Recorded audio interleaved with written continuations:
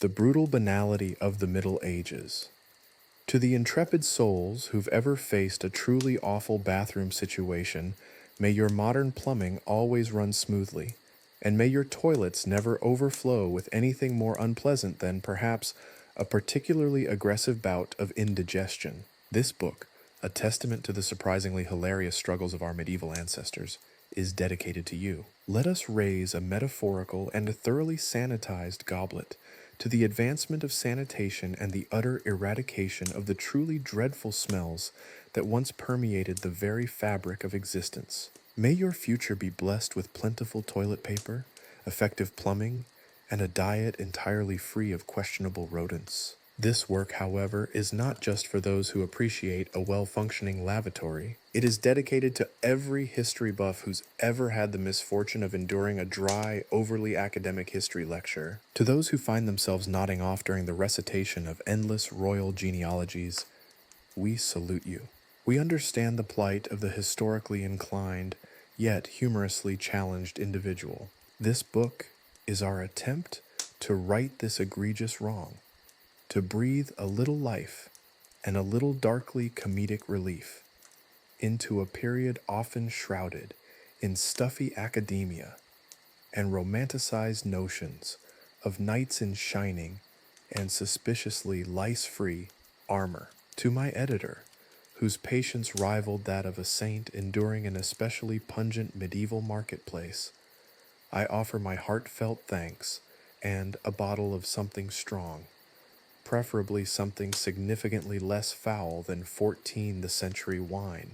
Their relentless pursuit of clarity and accuracy, amidst my frequent detours into darkly humorous tangents, was nothing short of heroic. Let this book serve as a testament to the collaborative spirit and the crucial role of an editor who can separate the gems from the mildly questionable historical interpretations. Let this also stand as a testament to the fact that even a history book can be a source of considerable amusement. And finally, this book is dedicated to the countless nameless, faceless individuals who lived and died in the Middle Ages, a time of remarkable brutality and surprisingly resilient human spirit.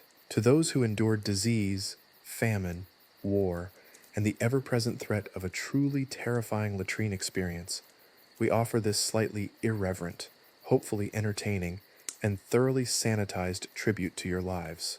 May your memory be eternally preserved, not in a particularly pungent medieval tomb, but in the pages of this book, if we may be so bold. Chapter 1.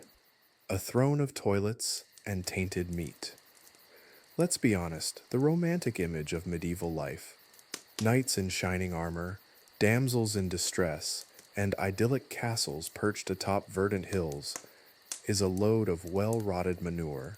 The reality, my friends, was significantly less glamorous. Take, for instance, the matter of sanitation, or rather the spectacular lack thereof. Picture this. It's a crisp Tuesday morning in 1347, or at least as crisp as a Tuesday morning can be when the air hangs thick with the aroma of 1,000 unwashed bodies and decaying refuse. You awaken in your charming thatch-roofed cottage, the kind that boasts more holes than walls, and a charming family of field mice sharing your meager living space. Before you even contemplate the dubious breakfast of gruel and possibly slightly fermented vegetables, the stench assaults you. It's a symphony of smells. The tang of urine, the sweetness of rotting fruit, or is that something else entirely? And the ever-present, pungent perfume of human waste. Because, you see, the streets of your beloved medieval town are not paved with gold.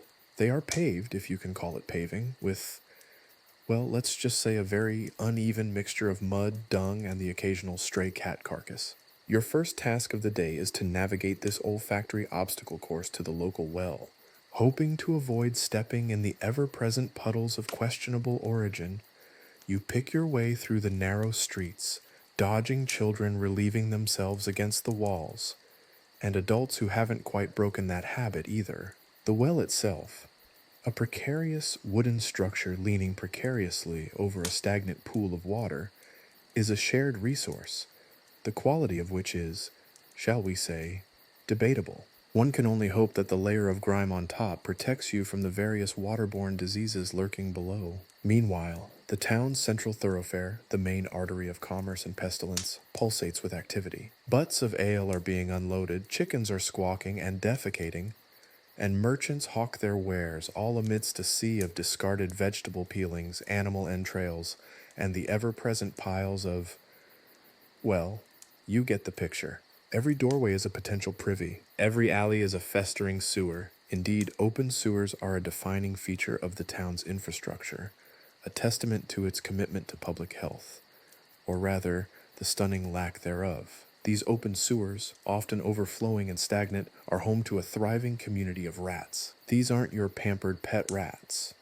These are the disease-ridden, sewer-dwelling kind, the masters of the medieval underworld, carrying bubonic plague, typhoid, and a host of other unwelcome guests on their furry little bodies. Their numbers are staggering.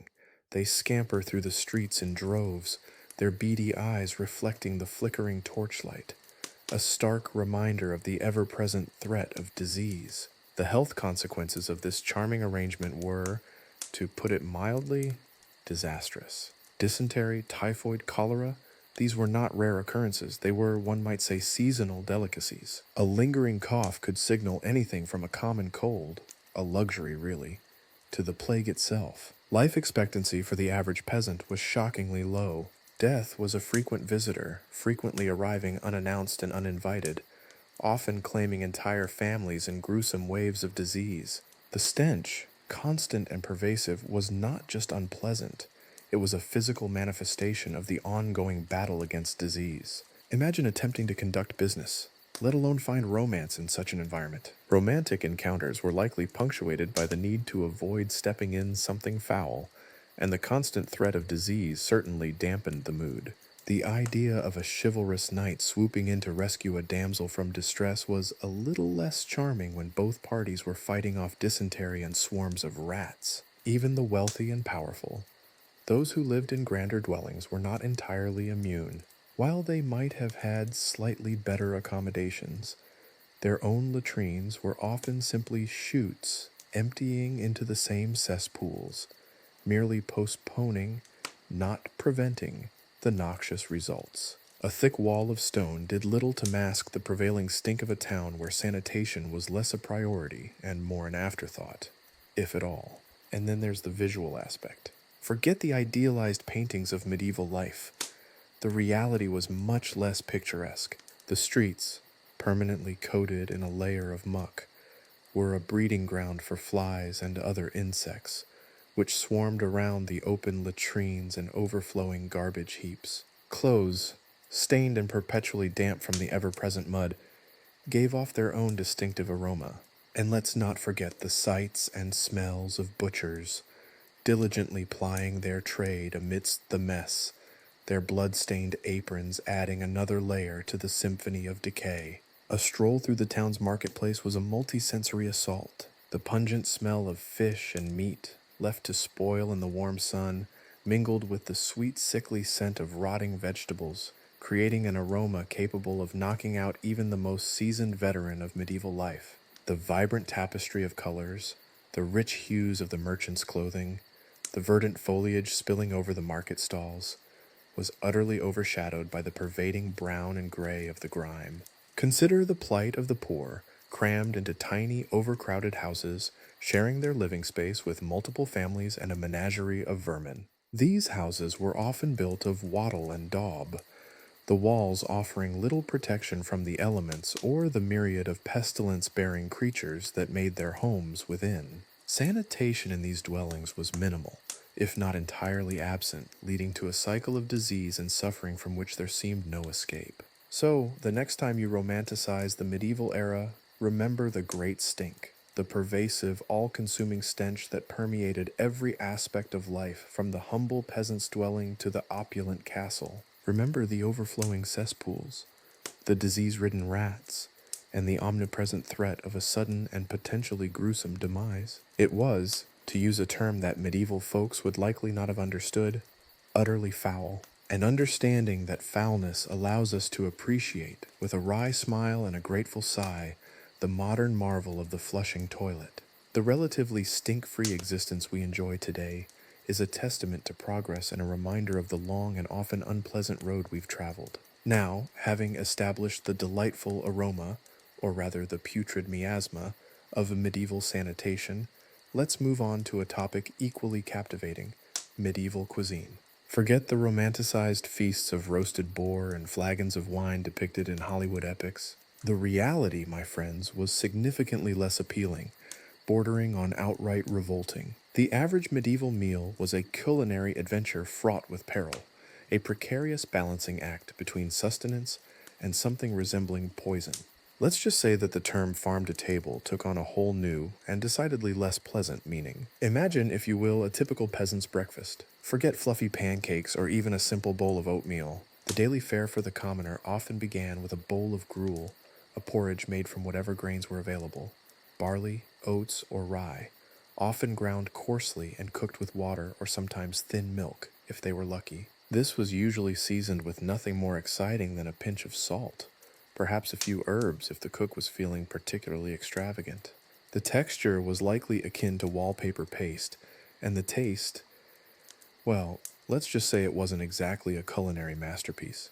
Imagine eating something like that day in and day out. Then came lunch, which might consist of leftover gruel, some stale bread, often riddled with mold and weevils, adding a bit of extra protein, and perhaps a few scraps of vegetables, turnips, cabbage, or leeks, if the season allowed. Meat was a luxury, reserved for special occasions or the wealthier classes. Even then, the quality left much to be desired. Think tough, stringy cuts of beef or pork, possibly slightly off, salted and smoked to preserve it, a process that often did little to mask the underlying issues. The process of preserving meat was an art form. More accurately, it was an exercise in creative avoidance of food poisoning. Salting, smoking, and occasionally pickling were used. The success rate was not always stellar. Dinner, if one could call it that, wasn't much different. It was likely a variation on the gruel and bread theme, perhaps with some additional vegetables or a meager helping of cheese, if the family could afford it. And the cheese, let's just say, wasn't always the creamy, delicious type one might find in a modern supermarket. More often than not, it was hard, pungent, and possibly slightly moldy, an adventure for the adventurous palate. One must appreciate the ingenuity of medieval cooks. They were master improvisers, forced to make the most of whatever meager ingredients they had at their disposal. They developed methods of preserving food that, while sometimes resulting in a dubious-looking product, served the purpose of preventing outright starvation. Their recipes weren't designed for culinary excellence. They were intended for survival. Fruits, when available, provided a welcome change from the usual fare, though even these posed challenges. Apples, pears, and berries often had to be eaten quickly before spoiling, or preserved via drying or fermentation. Wild mushrooms were occasionally incorporated into meals, and this is where the risk factor dramatically increased. While some were edible, others were downright deadly. A mistaken mushroom could easily lead to a painful and possibly fatal end, adding another layer of excitement to the daily grind. Imagine the conversations. "Did you forage those mushrooms yourself, dear? You look a bit pale." The wealthy fared somewhat better, of course. Their diets were more varied, with access to a wider range of meats, though still subject to spoilage and questionable preservation methods. They might enjoy roasted meats, poultry, fish, often salted or dried, various fruits, vegetables, nuts, and even spices, though these were incredibly expensive and reserved for special occasions. However, even the wealthiest members of society were not immune to the dangers of contaminated food and water, with outbreaks of disease regularly affecting even the most privileged classes. There were no refrigerators, no sterile processing plants, and little understanding of proper hygiene. Even the fanciest banquet could still hide a surprise guest. Salmonella, dysentery, or a host of other unwelcome digestive calamities. Think of the elaborate banquets depicted in medieval tapestries and manuscripts. These often portray a seemingly luxurious spread of meats, pastries, and drinks. Yet behind the colorful presentation lurks the uncomfortable truth that those dishes, while rich in appearance, were likely far from sanitary. Meat, not always entirely fresh, might sit out for hours in a warm room before being served. The lack of refrigeration and an understanding of foodborne illnesses meant that a delicious roast could easily become a vehicle for disease. Imagine the post-banquet conversations focusing less on courtly intrigue and more on increasingly severe stomach cramps. Let's not forget the pervasive presence of vermin. Rats, mice, and insects were unwelcome guests at every meal, making their way into food storage areas and occasionally ending up on the plate itself. A stray rodent ending up in the pot was not unheard of. A quick rinse, perhaps, and onto the table it went. This was, in many ways, the ultimate form of farm-to-table. Of course, these incidents weren't necessarily announced. Let's just say there was a reason for the abundance of spices, to attempt to mask the less savory components of a dish. Compare this to the incredible abundance and variety of food available today. We have sophisticated methods of food production, preservation, and transportation, ensuring that the food we eat is generally safe and nutritious.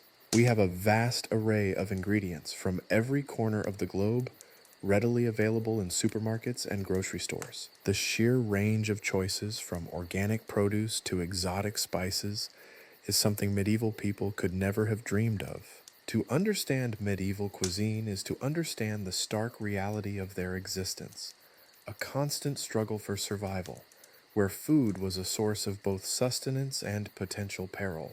It was a world where a simple meal could be a lottery, and where the line between a delicious feast and a fatal illness was often blurred. The next time you enjoy a fresh salad, a juicy steak, or a perfectly ripe piece of fruit, take a moment to appreciate the incredible progress in food production and safety, and silently thank the advancements that protect us from the culinary nightmares of the Middle Ages. It's a gastronomic blessing we should truly savor, perhaps with a side of gratefulness and a hefty dose of dark humor. Now, having navigated the treacherous waters of medieval gastronomy, let's turn our attention to a subject equally pungent, if not quite as immediately life-threatening: sleep. Or, more accurately, the attempt at sleep in the Middle Ages. Forget the romantic notion of sprawling across a four-poster bed, draped in luxurious silks. The average medieval person's sleeping arrangements were, let's just say, they lacked a certain je ne sais quoi, and instead possessed a hefty dose of something far less appealing. The primary sleeping surface for the majority of the population was a straw mattress. Picture, if you will, a thick layer of straw, often repurposed from the previous year's harvest, nestled within a crude ticking, a sort of rough burlap bag. This wasn't the finely woven, perfectly sanitized straw of some idealized peasant cottage. This straw had seen things involving animals, things involving, well, let's just say it accumulated a certain earthy aroma, best described as rustic, and that's being kind. Let's not forget the potential for the occasional uninvited guest, a particularly tenacious rodent perhaps, or a family of field mice enjoying a cozy nest within the thatch. These straw beds offered little in the way of comfort or hygiene. They were lumpy, uneven, and prone to harboring an impressive array of unwelcome creatures. Fleas, lice, and bed bugs considered these mattresses their personal all-you-can-eat buffets, and they were not shy about sharing their bounty. Imagine the nightly symphony of scratching and rustling, a constant reminder of your tiny parasitic roommates. Blankets were a luxury, typically made of wool or coarse linen, often worn thin and patched with even coarser material. These blankets offered some warmth during the colder months, but they too were crawling with unwelcome guests, providing a cozy habitat for their six-legged inhabitants. Think of them as living, breathing, and biting quilts, their warmth coming at a considerable cost. Washing was a rare event, and a thorough cleaning was practically unheard of, as the textiles themselves were often delicate and the process time-consuming. And then there was the matter of sharing. In most households, families slept together in the same bed, often multiple people to a single mattress. Privacy? A concept as alien to the medieval household as indoor plumbing. Consider the sheer volume of body odor, combined with the ever-present smell of unwashed straw and possibly several generations' worth of accumulated dirt. Imagine waking up in the morning smelling like a barnyard that had taken up residence in a very crowded sauna. Bathing? Ah yes, bathing. Let's not romanticize the bathing habits of the medieval world. While the frequency of bathing varied depending on social class and geography, The notion of daily showers was a concept confined to the realm of fantasy. For the common folk, bathing was a seasonal event at best, often taking place only once or twice a year. Think of the accumulation of grime, sweat, and the aforementioned parasites over several months. The sensory experience would certainly be intense, to say the least. Water was often scarce and precious, and heating enough water for a proper bath was a considerable undertaking. Bathing was less of a ritual of cleanliness and more of a communal event, sometimes involving entire families crammed into a single tub or trough, or in less fortunate communities, a stream, river, or pond. The result? A communal soak in a pool of lukewarm, slightly soapy water, likely sharing the experience with a wide range of bodily secretions and uninvited guests. The post-bath effect probably wasn't that much better, as the water would need to be discarded. With the absence of reliable plumbing, that could involve a great deal of mess. The wealthy had slightly more refined methods with access to larger tubs, or possibly even private bathing rooms in their manors. However, even the aristocratic classes didn't bathe with the frequency we might expect in the modern day. Their hygiene practices were more about scent management than complete body cleanliness. They often relied on perfumes, aromatic herbs, and even strategically placed scented cloths to mask the inevitable odors. A layer of perfume was frequently employed as a solution to the persistent challenges of body odor, and that solution usually covered a multitude of hygienic sins. Clothing, too, contributed to the olfactory landscape of the medieval world.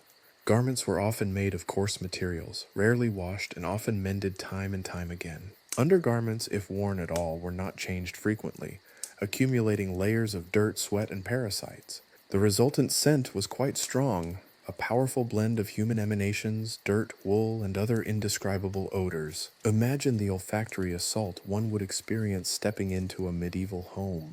The air would be thick with the aroma of straw, unwashed bodies, unwashed clothing, animal dung, stale food, and an array of unidentified smells. The sensory experience would be far from pleasant, a powerful reminder of the very different hygienic standards of the era.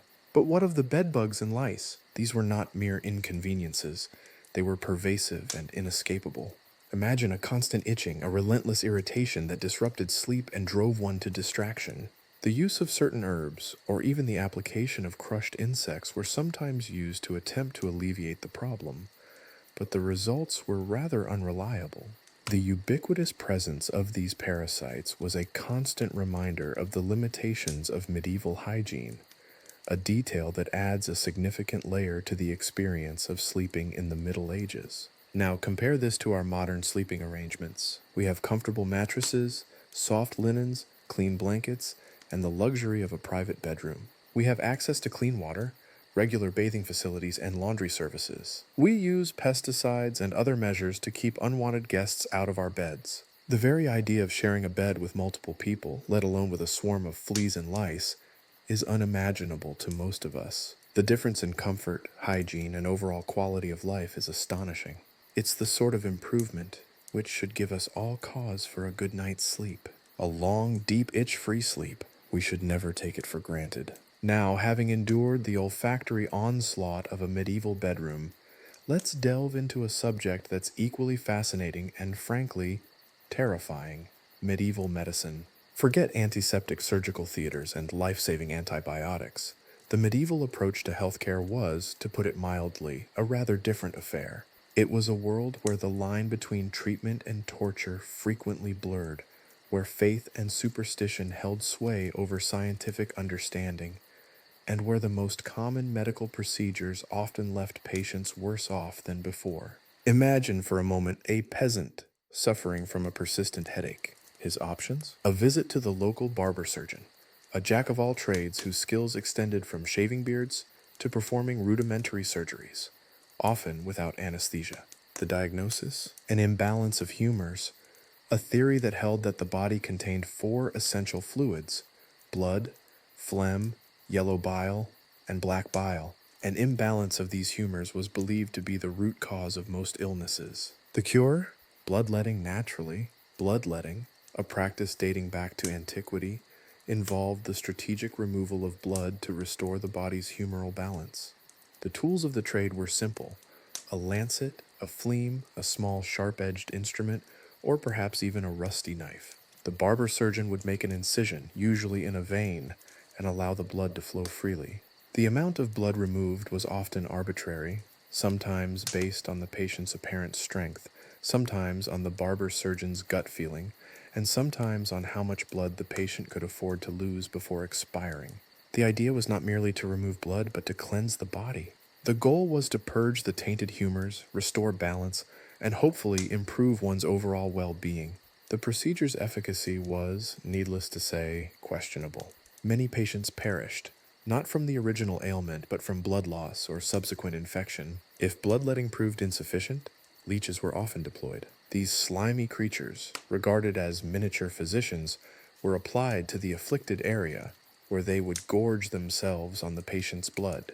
The idea was that the leeches would somehow draw out the noxious humors, leaving the patient cleansed and invigorated. The reality, however, was often quite different, a scene of wriggling, blood-sucking parasites clinging to a patient's skin, leaving behind a trail of unsightly wounds and a high risk of infection. Imagine the sheer terror for a patient, strapped to a table while being attacked by a squadron of hungry leeches. The sheer ick factor alone was enough to give anyone second thoughts. The practice was only deemed unacceptable in the 20th century. Of course, not all medieval medical treatments were so hands-on.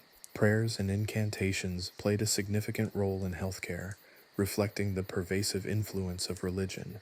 Illness was often viewed as divine punishment or the result of demonic intervention, necessitating spiritual remedies. Priests and monks, besides administering last rites, were often called upon to offer prayers and blessings to those afflicted with disease. Religious relics, believed to possess miraculous healing properties, were also frequently employed. Consider, for instance, the miraculous healing powers of a saint's finger bone, hastily rubbed on a fevered brow. If that didn't work, there was always the chance that the next saint's tooth would. The sheer variety of relics that were used to attempt to cure a variety of problems offers a fascinating insight into medieval thinking. Purgation, another favored method, aimed to rid the body of harmful substances through induced vomiting or diarrhea. Think of this less as an elegant medical intervention and more as a medieval equivalent of a really bad food poisoning episode, albeit one intentionally induced. A variety of purgative substances were used, ranging from herbal concoctions to minerals. Some ingredients included herbs, roots, and various other things obtained from plants. There was a wide range of purgatives that were used, depending on the ailment and the doctor's personal preferences. Many times, a doctor's personal preferences included ingredients that ended up seriously damaging or weakening the patient. Sometimes it was more of a guesswork than a calculated treatment. The efficacy of these treatments, or lack thereof, is evident in the high mortality rates of the medieval era. Infectious diseases like the bubonic plague ravaged populations, and even relatively minor ailments could prove fatal. The absence of effective antibiotics and antiseptic techniques meant that even a simple wound could become infected and lead to sepsis and death. It's worth considering that for a simple cut or scratch, an infection would have been very common, and that infection very often proved fatal.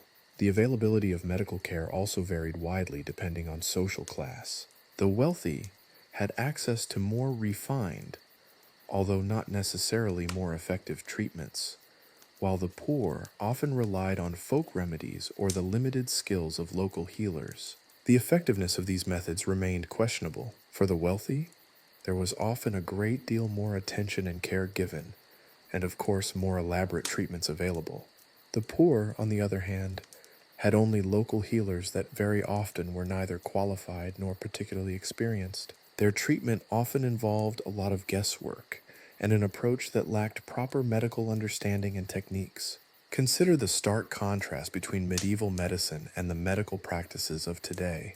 We have sophisticated diagnostic tools, effective treatments, and a profound understanding of human anatomy and physiology. We have antibiotics to combat bacterial infections, vaccines to prevent diseases, and surgical techniques that are both safer and more effective. The advances made in medical science since the Middle Ages are nothing short of miraculous. It's easy to look back at medieval medical practices with a mixture of amusement and horror. However, it's essential to remember the context in which these practices existed. Medieval people lacked the scientific knowledge and technological advancements that underpin modern medicine. Their understanding of the human body and disease was vastly different from our own. Their practices, while often crude and ineffective by our standards, reflected the best understanding and available technology of their time, even if many of the treatments involved a rather extensive reliance on prayer and other questionable methods. Their world was one where death was a frequent visitor and illness a constant companion. And while we might chuckle at the idea of leeches being prescribed as a cure for a headache, it's a good reminder to appreciate the advancements made in medicine and to value the healthcare we have today. So, the next time you're presented with an unexpected illness, be grateful that your doctor is unlikely to prescribe a course of leeches and prayers. It might sound funny, but for those who lived through that era, it certainly wasn't. It was truly a matter of survival. Let's leave the bloodletting and leeches behind. Though I confess, the image of a medieval barber surgeon wielding a rusty knife with the enthusiasm of a modern-day plastic surgeon is rather compelling. Instead, let's turn our attention to something equally unpleasant, but far more widespread: the working day of the average medieval person. Forget your 9 to 5. This was more like dawn till dusk and often beyond, with beyond sometimes stretching into the wee hours and frequently involving a significant lack of compensation.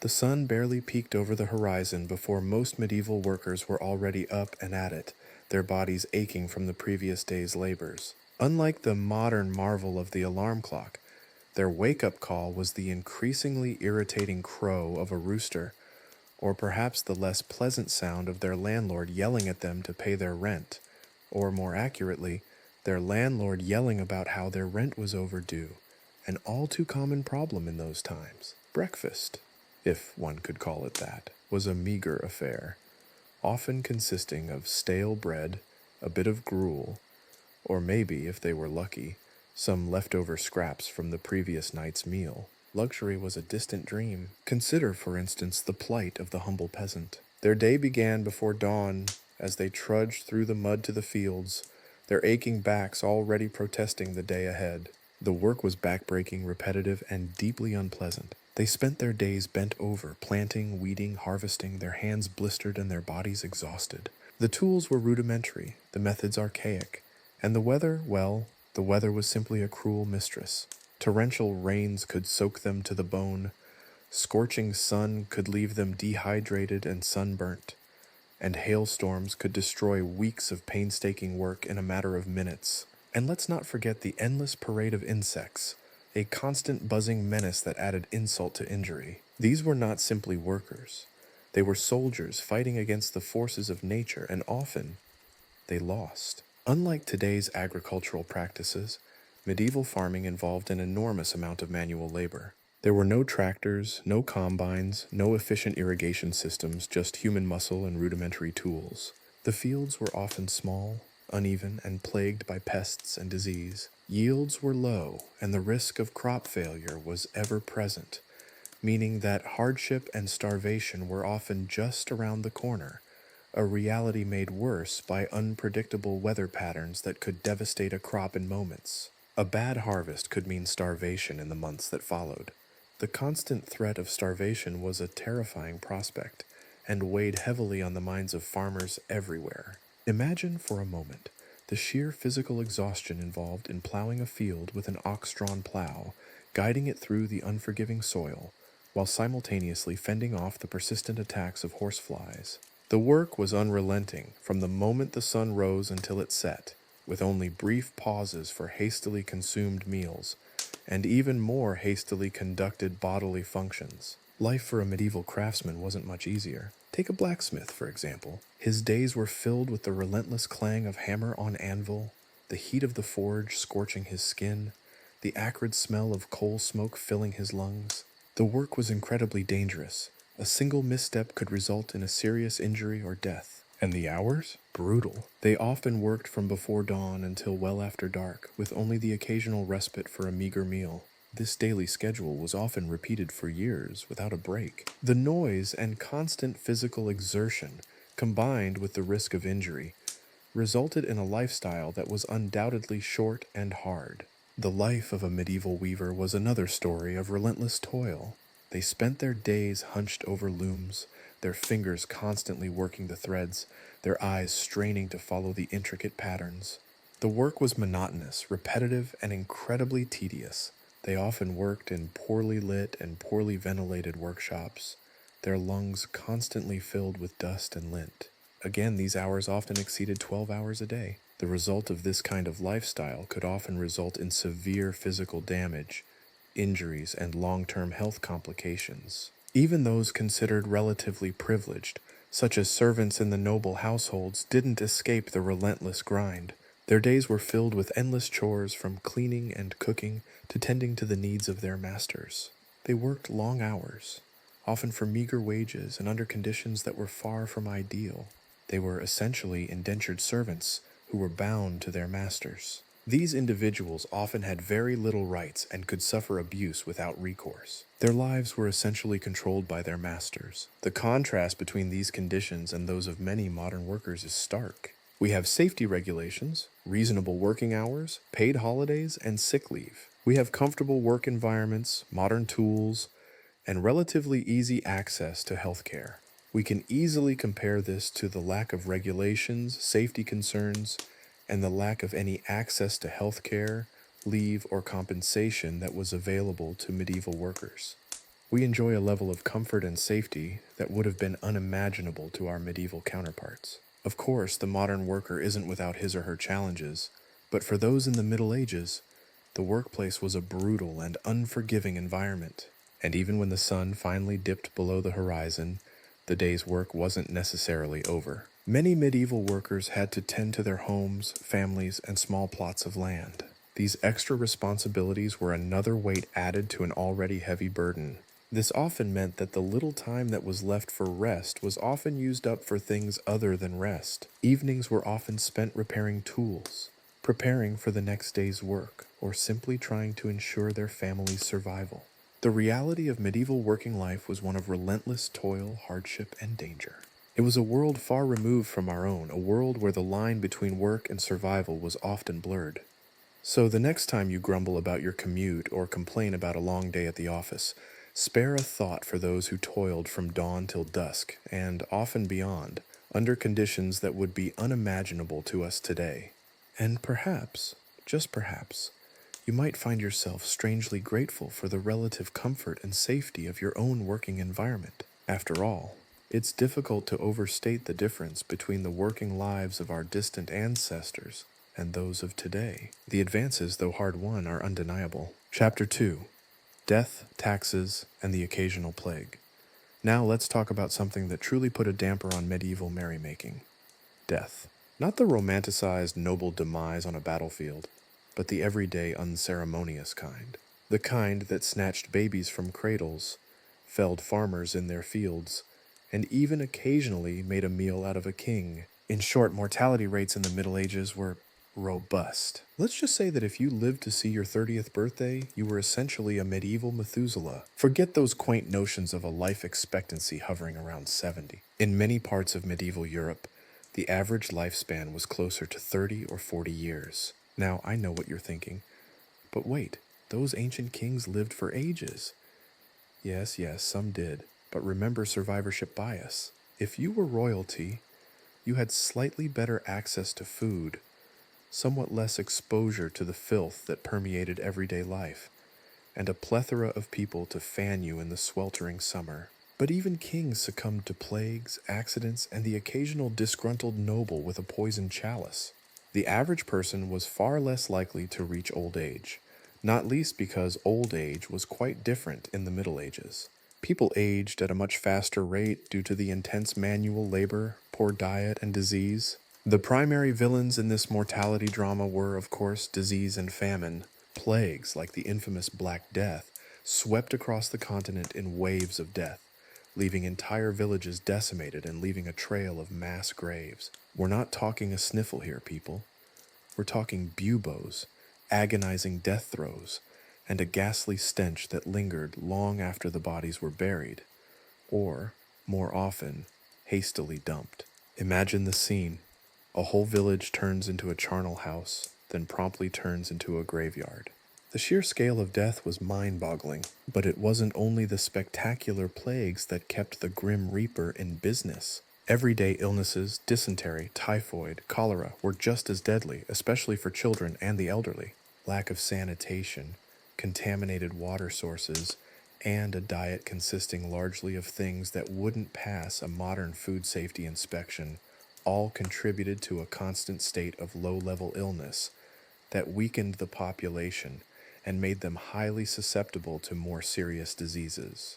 Think of it as a constant low-level war against your own body, and you were losing. Famine was another major player in this morbid game of chance. Crop failures caused by drought, floods, or swarms of locusts were all too common. These failures brought about periods of severe food shortages, which inevitably led to widespread starvation and malnutrition, further weakening people's resistance to disease. Picture this. Imagine a harsh winter following a summer of crop failures. An entire town's population is starving, emaciated, and vulnerable to every infection. A grim, desperate struggle to survive. And let's not forget violence. Wars, feuds, and simple banditry were all part of the medieval landscape. Death by sword, arrow, or club wasn't uncommon, especially for those living near a battle zone or in the more lawless regions. And let's not even touch upon childbirth, a frequent killer of mothers, as well as the children in infancy. Infection, malnutrition, and lack of access to proper medical attention turned it into a potentially fatal event. One could argue that childbirth was its own little plague. The societal impact of these high mortality rates was profound. Life expectancy being so low meant that families were often disrupted by the early death of parents, siblings, or children. This created a constant cycle of grief and loss, and communities were frequently dealing with the aftermath of death and disease. Social structures, already precarious, were further destabilized by the constant thinning of the population. There was a constant churn in the population, a continuous battle against death and disease. Imagine the sheer scale of funerals. One must consider that in the medieval period, there was very little infrastructure in place for these events. For the average person, there were no elaborate ceremonies or elaborate funerals, only hastily dug graves. The sheer volume of deaths was often too high to give proper funerals to everyone, and many died without the customary rites. Think of the constant, unrelenting flow of deaths, the constant necessity of burying the dead. The high mortality rates also had an impact on the economy. A large portion of the population was constantly dying and being replaced, which made the entire system constantly unstable. The constant threat of death and disease led to a high level of instability in the social fabric of society.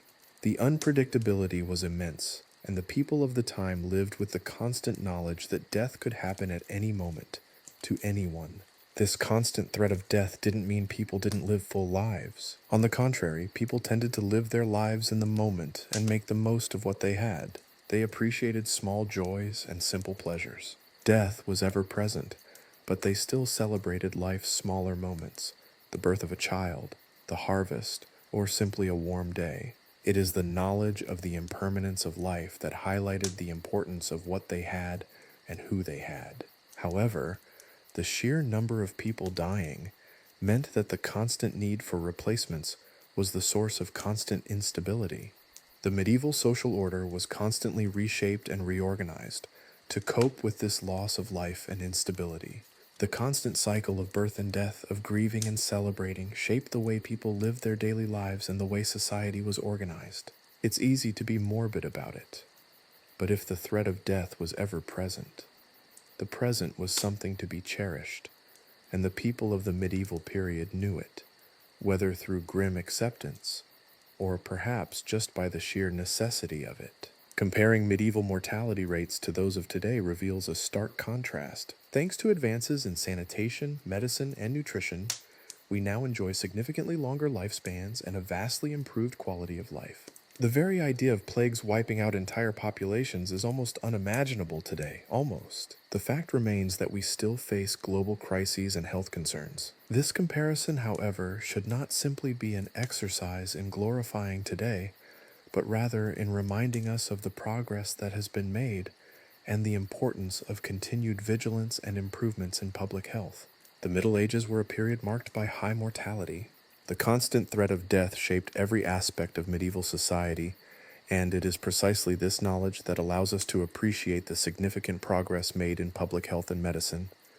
So, the next time you complain about a common cold, remember the bubonic plague, and perhaps count your blessings. It's truly an accomplishment that we are alive to tell the tale. Now, having wrestled with the Grim Reaper and his medieval entourage, let's turn our attention to a less deadly yet equally pervasive aspect of medieval life: taxes. Or, as I like to call them, the tyrant's take. While death may have been the ultimate equalizer, the tax collector was a far more persistent irritant. Forget your simple income tax. The medieval system was a dizzying labyrinth of levies, tolls, and fees that could leave even the most financially astute peasants scratching their head, assuming they had a head left after surviving childhood. The beauty, and I use that term very loosely, of the medieval tax system lay in its sheer complexity and utter lack of transparency. There was no neat little tax form, no simple online payment system. Instead, taxes were levied at every conceivable level: local, regional, and national. The king, the lords, the bishops, even the local bailiff, everyone had their hand outstretched, demanding their share. Let's start with the king. His demands were, unsurprisingly, the most substantial. Scutage, for example, was a tax levied on knights in lieu of military service. Imagine, you're a knight, bravely facing down a fearsome dragon, or maybe not, you're busy tilling your lands.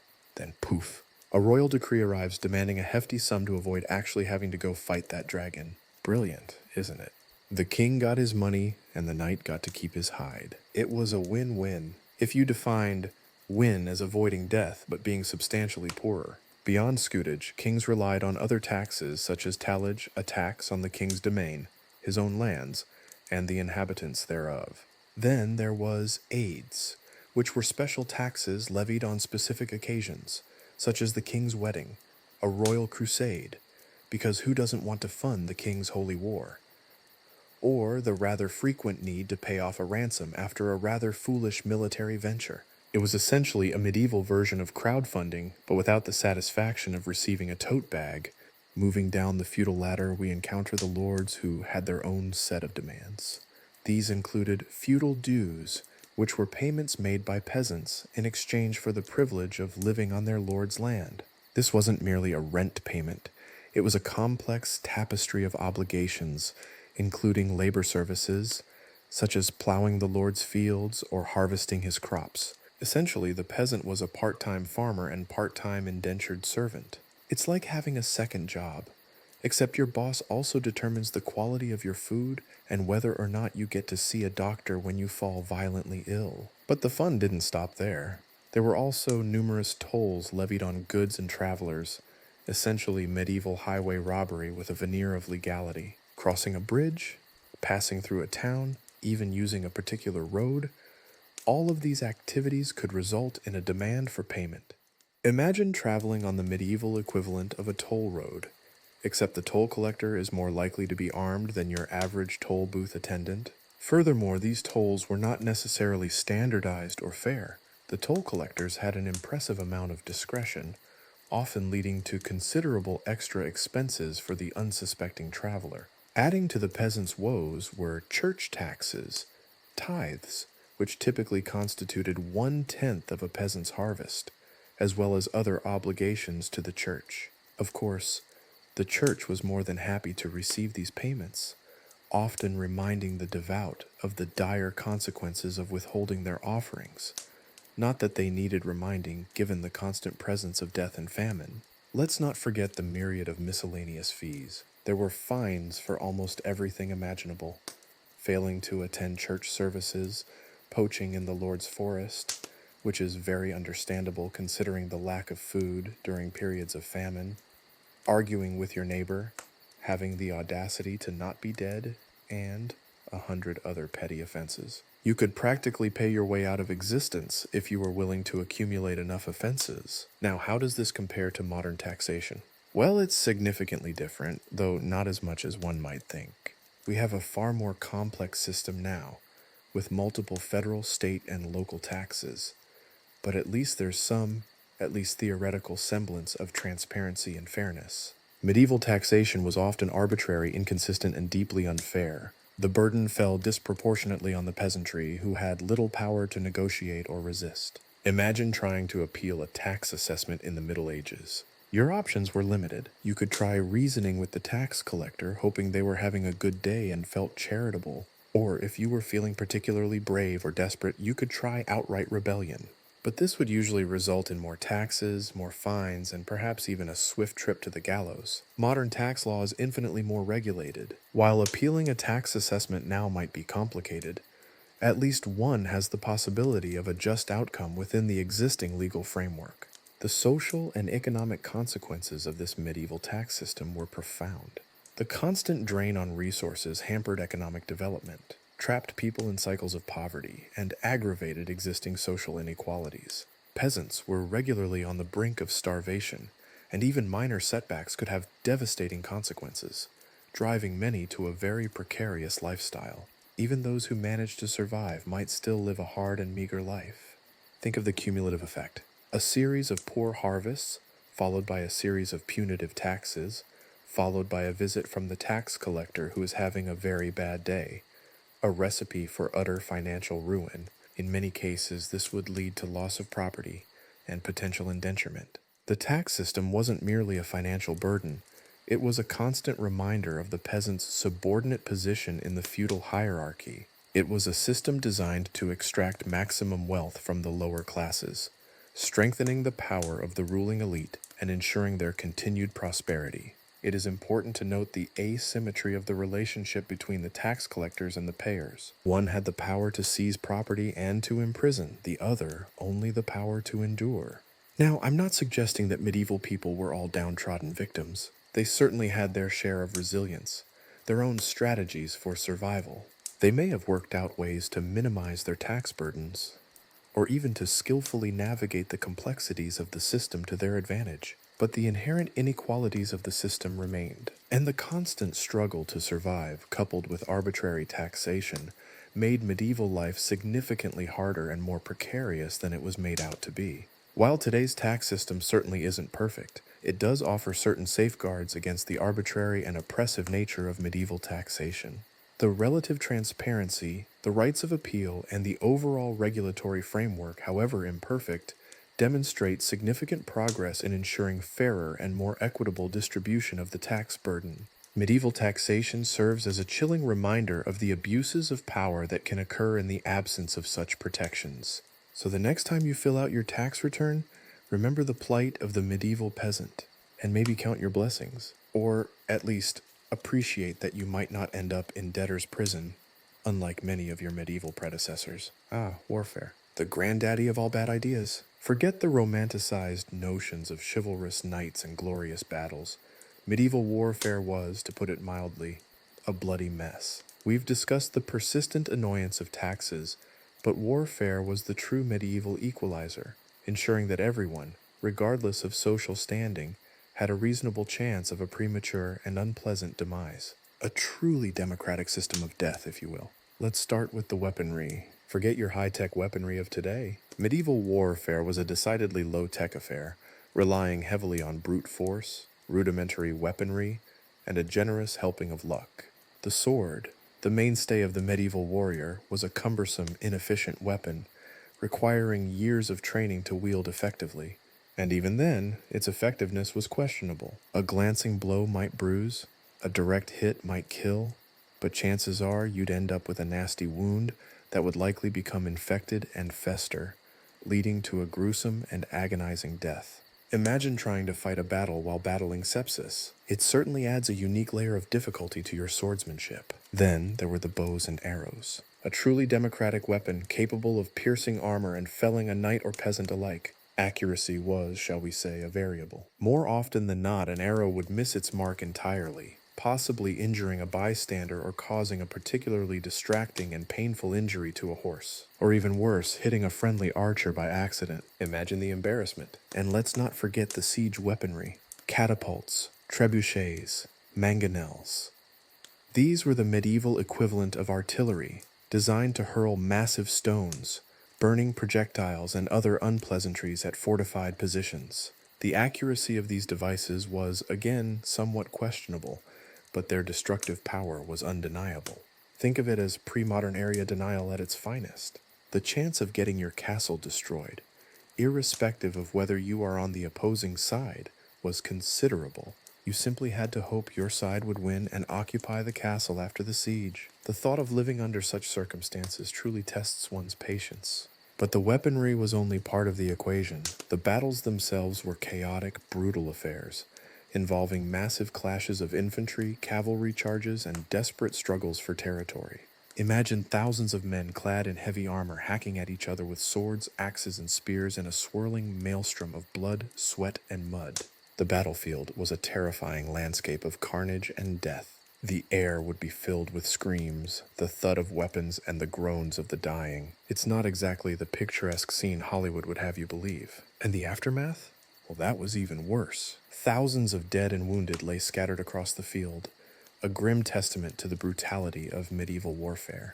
There was no sophisticated medical care, no ambulances, no field hospitals. The wounded were left to fend for themselves, often succumbing to their injuries or dying from infection.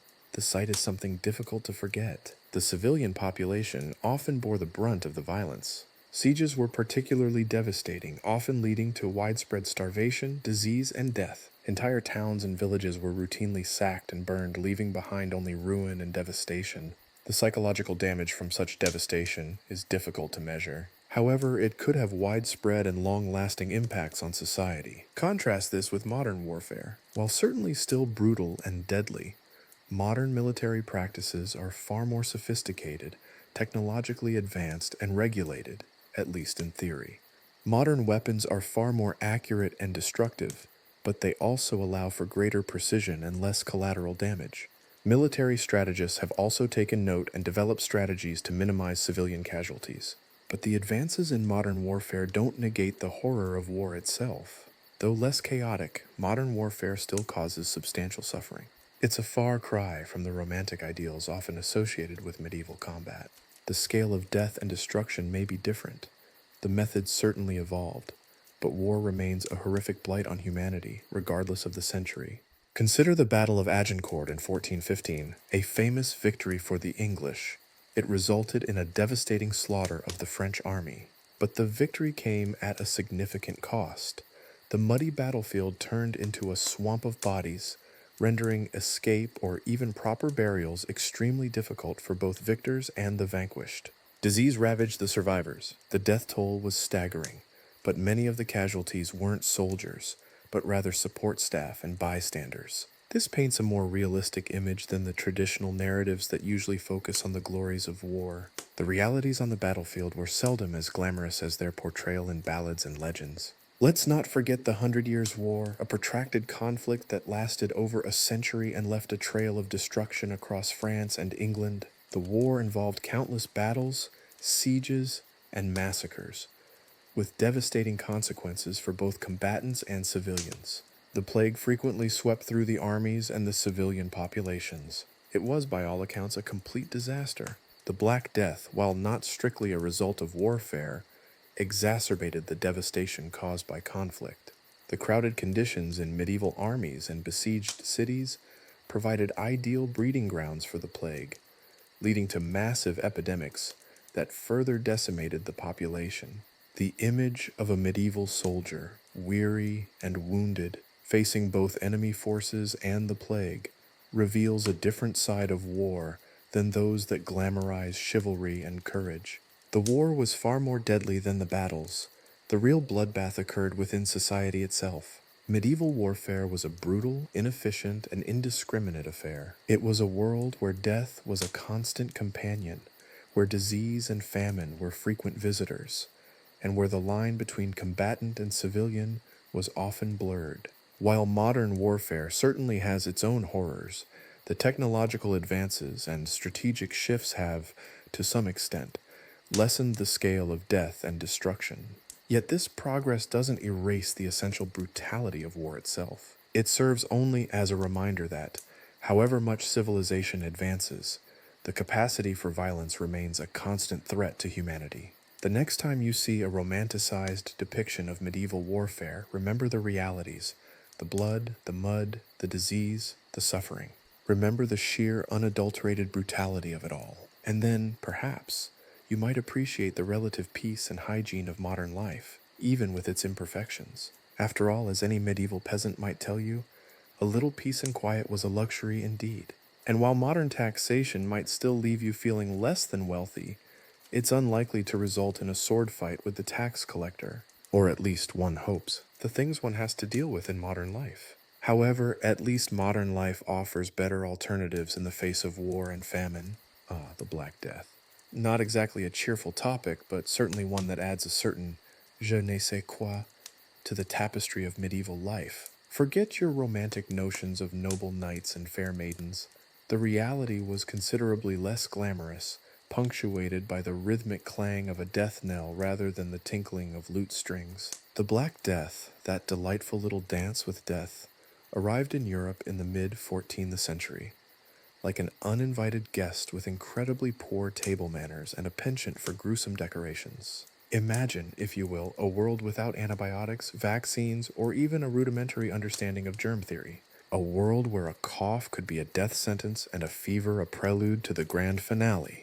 That was medieval Europe facing the Black Death, a plague so devastating it wiped out an estimated 30–60% of Europe's population. Talk about a significant population drop. To put it in a more comprehensible context, imagine losing half of the world's population today. The chaos would be unimaginable.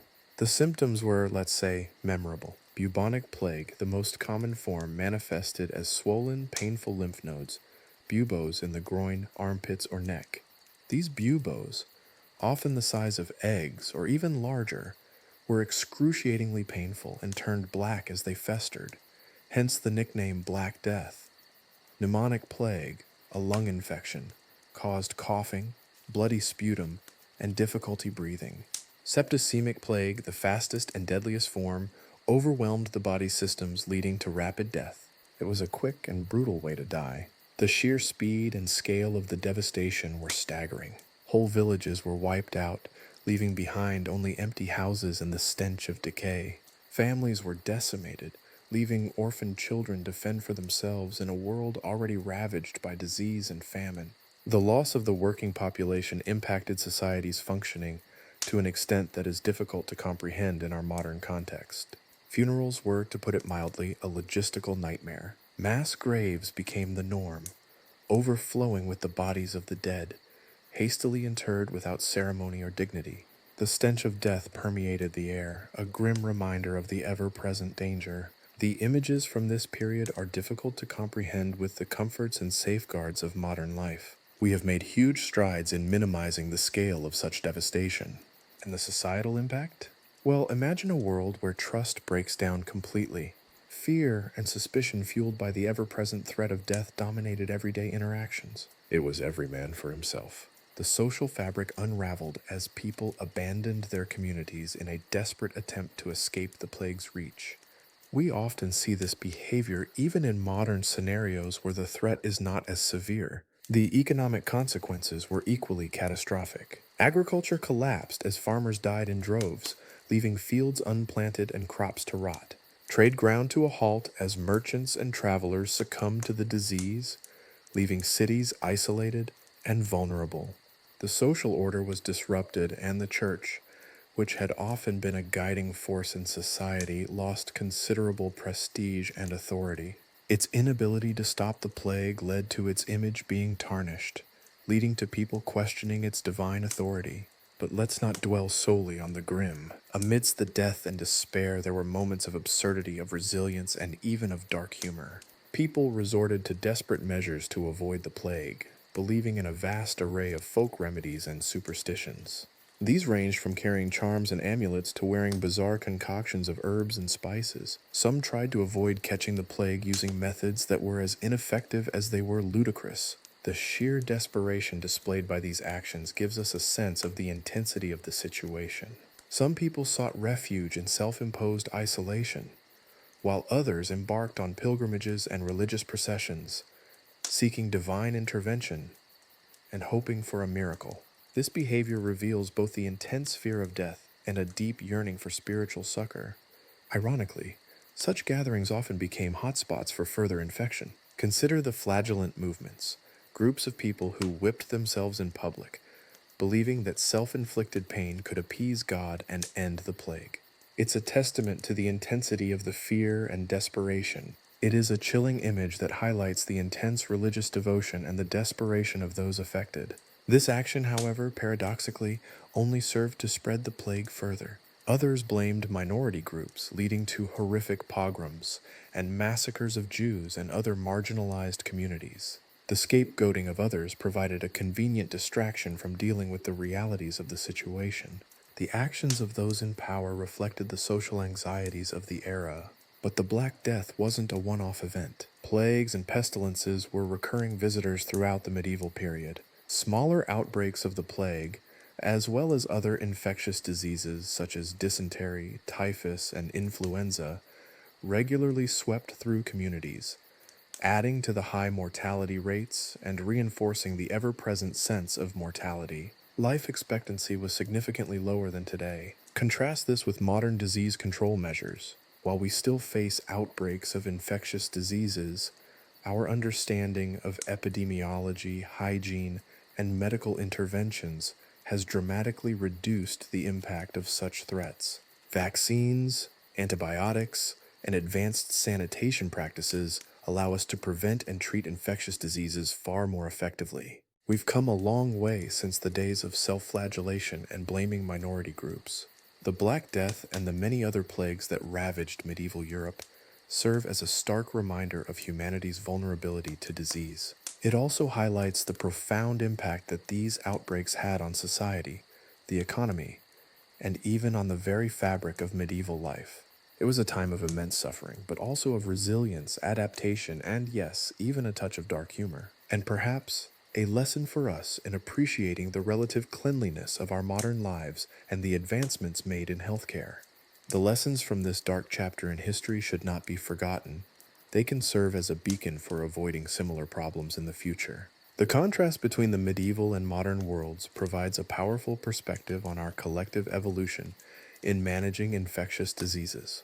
It is a testament to the advances that have been made in sanitation, medical technology, and our understanding of disease. In that sense, the Black Death, though a horrific tragedy, serves as a vital historical example, underscoring the importance of public health measures and reminding us of the fragility of life. Let's talk about life expectancy in the Middle Ages, or, to put it more accurately, let's talk about the lack of it. Forget those romanticized paintings of rosy-cheeked peasants merrily toiling in the fields.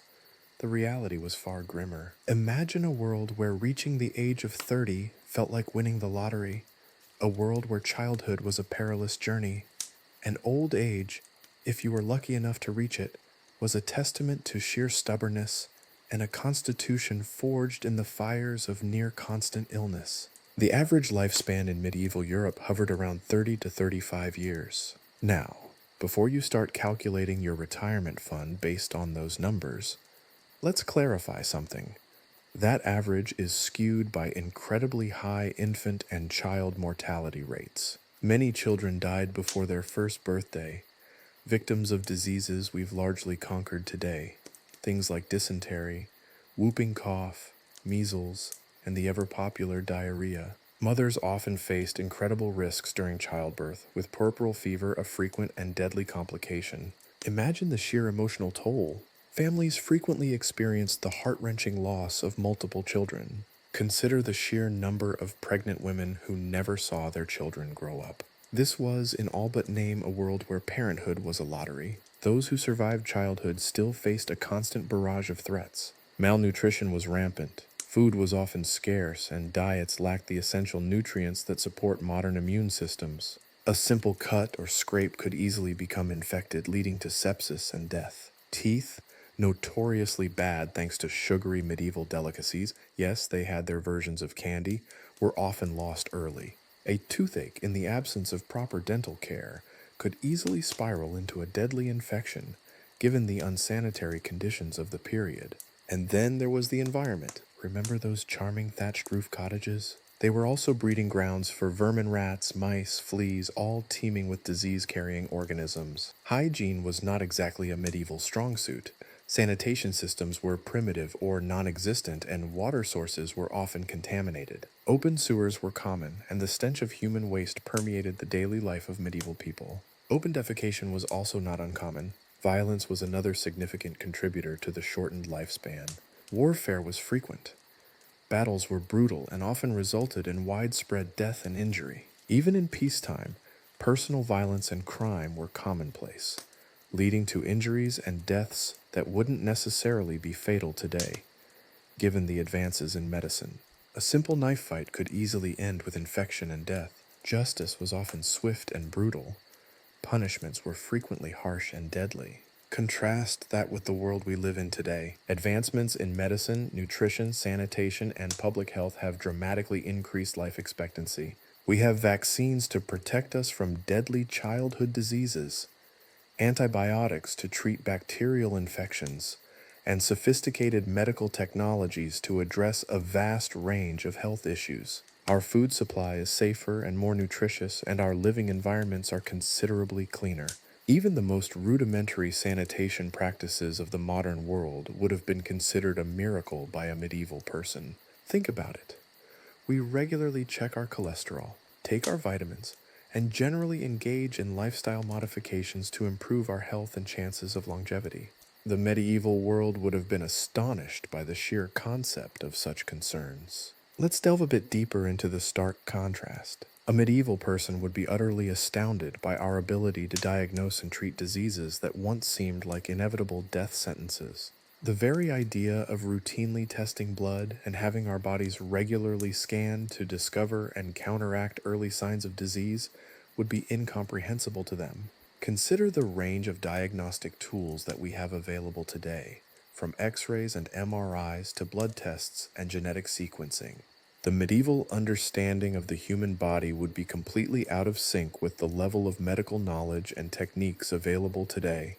Take, for instance, childbirth. In the Middle Ages, pregnancy and childbirth were incredibly dangerous affairs. Sepsis, hemorrhage, and other complications were common causes of death for both mothers and infants. Today, advanced medical techniques such as epidurals, C-sections, and monitoring of both the mother and child during childbirth have drastically reduced the risks of pregnancy and childbirth.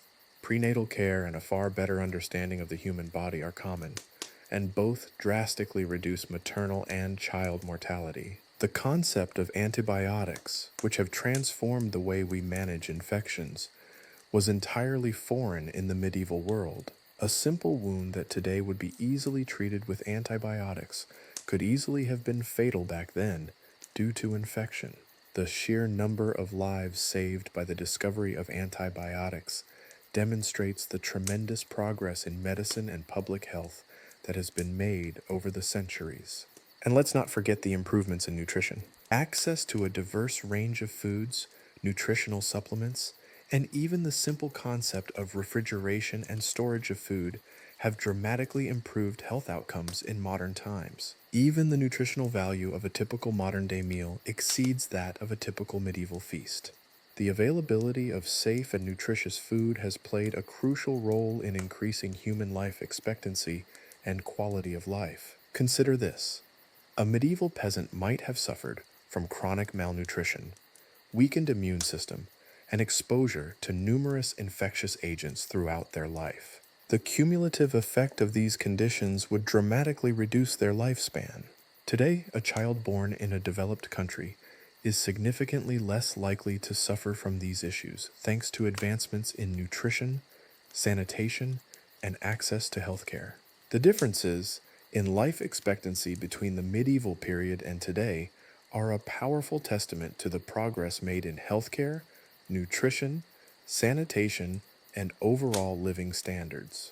It's a reminder of how far we've come, and perhaps a slight chuckle at the absurdity of those who, armed with nothing but herbs and prayers, faced the relentless onslaught of disease and death. It's a grim, yet ultimately hopeful story, one that reminds us to appreciate the seemingly mundane comforts of a modern life, safe from the constant threat of a quick and brutal demise.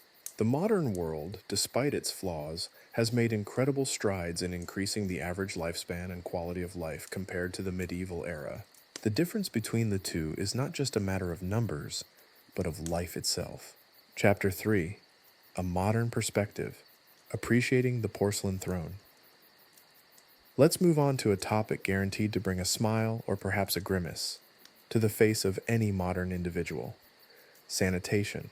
Forget your porcelain throne, your efficient plumbing, and the reassuring flush. Medieval sanitation, or rather the lack thereof, was a symphony of stench, disease, and general unpleasantness. Imagine a world where the aroma of human waste was a constant companion, a pungent perfume permeating the very fabric of daily life. This wasn't just a minor inconvenience. It was a major contributor to the high mortality rates of the era. The average medieval town was, to put it mildly, a fragrant affair. Open sewers, often running down the middle of the street, were the norm, not the exception.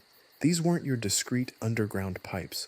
They were exposed channels of putrefying organic matter, a veritable stew of human waste, animal droppings, rotting food scraps, and everything else imaginable. Picture this. You're walking down the street, attempting to navigate the slippery, fetid muck, dodging stray animals and the occasional puddle of, well, you get the picture. The air hung heavy with the smell. It wasn't just unpleasant. It was a genuine health hazard. The disposal of human waste varied across different regions and social classes, but in most cases it wasn't pretty. In rural areas, the privy was often nothing more than a hole dug in the ground. This was hardly a discreet arrangement. It was a common occurrence in one's backyard. These rustic toilets, sometimes little more than a simple wooden seat perched over the hole, offered limited privacy and posed a considerable risk for contamination of water supplies. In towns and cities, the situation was arguably even worse. Cesspits, essentially covered pits dug beneath buildings, served as receptacles for waste. These were emptied periodically, a job performed by individuals who were, to put it delicately, not exactly at the top of the social hierarchy. Imagine the challenges: hauling buckets of human waste through narrow, crowded streets in the midst of a medieval city. The stench was unbelievable, and the occupational hazards were significant. We're talking health risks, constant risk of injury, and the low social standing. These conditions were particularly dangerous during periods of heavy rainfall, when the cesspits overflowed, spreading their contents throughout the streets. Think about it. In the absence of proper sanitation, the streets were constantly coated in a layer of filth, providing a breeding ground for disease-carrying insects and rodents. Flies, rats, and other vermin were ubiquitous, spreading pathogens with carefree abandon. The result? Epidemics of dysentery, cholera, typhoid, and other deadly diseases decimating entire populations. What we see as a normal day, with modern sanitation systems, would be a public health catastrophe in the Middle Ages. Now, let's contrast this with the marvel of the modern sewage system. It's easy to take for granted the intricate network of pipes, treatment plants, and regulations that keep our cities clean and relatively disease-free. Modern sewage systems are a testament to human ingenuity and a crucial element of public health. It's an engineering masterpiece, a silent, invisible army working 24/7 to prevent the very things that plagued medieval populations. Our modern sewage systems collect, treat, and dispose of waste efficiently, preventing the spread of disease and protecting our water sources. It is a complex network designed to handle unimaginable volumes of waste. The process begins with the collection of wastewater from homes and businesses through a network of pipes. These pipes, buried beneath our streets, transport wastewater to treatment plants. These facilities utilize a variety of advanced technologies, including biological, chemical, and physical processes, to remove contaminants from the wastewater. The treated wastewater is then either discharged into bodies of water or reused for irrigation or other purposes. The solid waste or sludge is treated and disposed of safely, often through incineration or landfilling. The impact of modern sewage systems on public health is profound. The reduction in waterborne diseases is nothing short of revolutionary. Before modern sanitation, waterborne diseases were a leading cause of death. The introduction of sewage systems dramatically reduced the incidence of these diseases, leading to significant improvements in life expectancy and overall quality of life. Consider the sheer volume of waste generated by a modern city. Imagine the potential for disaster if these systems were to fail. The scale of the challenge is immense, yet modern infrastructure manages the task with relative efficiency. Our modern sanitation systems are more than just pipes and pumps. They are a testament to the power of scientific knowledge and its ability to improve living conditions. They work silently and efficiently, ensuring that our communities are safe and healthy. The difference between medieval and modern sanitation is stark, a dramatic illustration of the advancements that have been made in public health. It's a difference not just in convenience, but in survival. The medieval world's pungent reality, its constant battle against disease, and the grim realities of everyday life starkly contrast the relative cleanliness and safety of our modern world. The next time you flush the toilet, take a moment to appreciate the incredible feat of engineering and the significant contribution to public health it represents. You're not just flushing away waste. You're flushing away centuries of history and a whole lot of unpleasantness. And perhaps that's a thought worth a chuckle, a wry appreciation for the progress we've made. The modern porcelain throne, a marvel of engineering and public health, stands in stark contrast to the cesspits and open sewers of the medieval world, a stark reminder of how far we've come and how much we owe to the unsung heroes of modern sanitation. It's a story of progress, a testament to human ingenuity, and a quiet victory over the stench of history. Now let's turn our attention to a subject that's equally fascinating and frankly a little horrifying: medieval healthcare. Forget the gleaming operating theaters and sophisticated technology of modern medicine. In the Middle Ages, the art of healing was a curious blend of superstition, herbal remedies, and methods that, by modern standards, would be considered barbaric. Let's begin with the undisputed champion of medieval medical intervention, the leech. The leech, that slimy, blood-sucking annelid, held a place of honor in the medieval pharmacopoeia. Its application was remarkably versatile, purportedly treating everything from headaches to hemorrhoids, and even the plague. The logic, if you can call it that, was based on the theory of the four humors: blood, phlegm, yellow bile, and black bile. Disease was believed to result from an imbalance of these humors, and leeches were employed to drain away excess blood, thereby restoring equilibrium. Imagine the scene. A patient already likely suffering from some ailment is subjected to having dozens of leeches applied to their body. The squirming, blood-sucking creatures clinging on with their suckers would slowly fill with the patient's blood, leaving behind a trail of oozing wounds. While the patient might have felt a temporary sense of relief, due perhaps to the loss of blood pressure, the actual efficacy of the treatment was questionable. The risk of infection from both the leech itself and the resulting wounds was significant. It was, to put it mildly, a very messy and unpleasant procedure. Of course, leeches weren't the only miracle cure in the medieval arsenal. Other popular remedies included powdered unicorn horn, if you could find it, crushed gemstones, and various concoctions made from herbs and other ingredients, many of which were completely ineffective, and some actively harmful. The effectiveness of these treatments was largely a matter of luck or suggestion, much like a modern placebo. In a period largely devoid of understanding of germ theory, or even basic anatomy for that matter, their approach was understandable, yet hopelessly misguided from the vantage point of modern medical science. Surgery in the Middle Ages was another exercise in, let's say, creative improvisation. Without anesthesia or proper sterilization techniques, surgery was a terrifying ordeal. Imagine a world where the closest equivalent to a sterile surgical environment was the local blacksmith's forge, where the tools were cleaned, if they were, with fire. The tools themselves were often crude and ill-suited for the task. Pain management involved simply hoping the patient didn't scream too much, or perhaps a bit of alcohol. The mortality rate from even minor procedures was extraordinarily high. Let's consider the case of trepanation, a surgical procedure involving drilling holes in the skull. This wasn't always done for therapeutic reasons. Sometimes it was performed as a ritualistic practice, an attempt to cure madness or to release evil spirits. Whether it was performed by a barber surgeon, often the most qualified medical person available, or a less qualified individual, the lack of hygiene and inadequate tools meant that the chances of survival were exceedingly low, and infections were practically guaranteed. The medieval understanding of anatomy was often based on the works of Galen, a Roman physician whose anatomical knowledge was, to be kind, incomplete, and sometimes just plain wrong. Dissecting human bodies was often forbidden due to religious reasons and ethical considerations, leaving medieval practitioners to rely on animal dissections to build their understanding of human anatomy. It was less science and more educated guesswork. Now fast forward to the modern era and the contrast is staggering. The advances in medical technology and understanding have been nothing short of revolutionary. From sophisticated imaging techniques like MRI and CT scans to minimally invasive surgical procedures performed with the aid of robotic arms, the changes have been profound.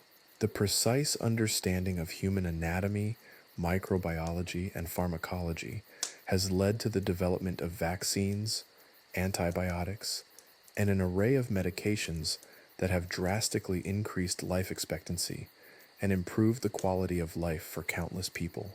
Contrast the crude instruments of medieval surgery with today's laser scalpels, capable of making incredibly precise incisions with minimal bleeding and trauma. Compare the uncertainty and often fatal consequences of medieval bloodletting to the controlled and targeted use of blood thinners in modern medicine.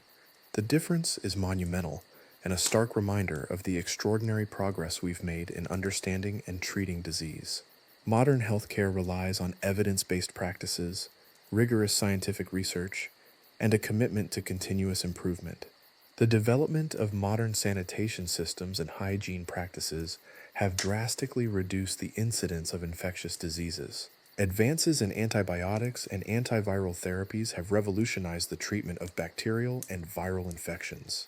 The development of vaccines has effectively eradicated several deadly diseases and significantly reduced the incidence of others. Organ transplantation, gene therapy, and other cutting-edge technologies continue to push the boundaries of what's possible in modern medicine. The sophistication of modern medical diagnostics is also breathtaking. A simple blood test can now reveal a vast amount of information about a patient's health status. Imaging techniques like X-rays, ultrasounds, MRI scans, and CT scans allow doctors to visualize internal organs and tissues with unprecedented detail. These technologies enable the early detection of diseases and allow for more precise and effective treatment. Modern surgery is a marvel of precision and technological sophistication. Minimally invasive techniques, such as laparoscopic surgery, reduce the trauma associated with traditional open surgery. Advanced surgical instruments and techniques have significantly improved surgical outcomes and reduced complications. The use of anesthesia has made surgery a less painful and less traumatic experience, and modern sterile environments drastically minimize the risk of infection. While the advancements are truly remarkable, it's worth noting that even modern medicine isn't without its challenges. The rising costs of healthcare, disparities in access to care, and the emergence of antibiotic-resistant bacteria highlight the ongoing need for innovation and improvement. Nevertheless, the transformation from the leeches and guesswork of the Middle Ages to the advanced technologies and scientific understanding of modern medicine is a testament to human ingenuity and a clear demonstration of how far we have come. The next time you visit a doctor, undergo a procedure, or simply take a medication, remember the vast gulf separating modern healthcare from its medieval counterpart. Appreciate the advancements that have not only extended life expectancy, but also greatly improved the quality of life for billions of people. It's a story of progress, a victory won through centuries of scientific inquiry, technological innovation, and an unwavering commitment to improving the human condition. And perhaps, just perhaps, it's a story worth celebrating, even if with a touch of dark humor, remembering those unfortunate souls who had to rely on leeches and the hope that their fever would break. That, my friends, is a true appreciation for the porcelain throne and its many, many modern equivalents. Now, having wrestled with the surprisingly resilient specter of medieval healthcare, let's move on to a topic that hits a little closer to home, or perhaps more accurately, closer to the stomach: food. Forget the romanticized images of hearty feasts in medieval tapestries. The reality for the vast majority of people was far less glamorous. Food security in the Middle Ages was a precarious affair, a constant gamble against the whims of nature and the limitations of technology. It was a world where the difference between a meager existence and outright starvation was often determined by the vagaries of the harvest. Imagine a world where your diet consisted primarily of bread, and not the fluffy, perfectly baked loaves we enjoy today. No, this was bread made from whatever grains were available, often coarse, heavily rye-based, and frequently moldy. Think of it as a medieval version of a survival ration, something that filled your stomach, even if it simultaneously threatened to give you a fungal infection. Meat was a luxury, enjoyed only sporadically by the wealthy. For the common person, it might consist of a few scraps of salted pork or, if you were lucky, some tough chicken or rabbit. Fresh meat was a rare treat, quickly spoiling in the absence of effective refrigeration. The preservation of food was a constant struggle. Salting, smoking, and drying were the primary methods, offering limited success against spoilage. Vegetables were seasonal, their availability dictated by the growing season. Fruits were similarly limited, and the concept of a diverse, year-round supply of fresh produce was as alien to the medieval peasant as a self-driving carriage. Their world was a stark contrast to our modern supermarket aisles, bursting with produce from all corners of the globe. The medieval harvest was a defining moment each year. A bountiful harvest meant relative prosperity, while a poor one ushered in famine and widespread suffering. The consequences of crop failure were catastrophic. Malnutrition, starvation, and disease ran rampant. People grew weaker, more vulnerable to sickness, and their life expectancy plummeted. Famine wasn't a rare event, it was a recurring threat, a constant shadow looming over medieval society. Consider the Great Famine of 1315 to 1317, a period of widespread starvation that devastated Europe. The failure of crops led to widespread death and social unrest. Desperate people resorted to cannibalism in some areas, a horrifying testament to the utter desperation brought on by unrelenting hunger. Such accounts, while grim, are crucial to understand the fragility of the medieval food system.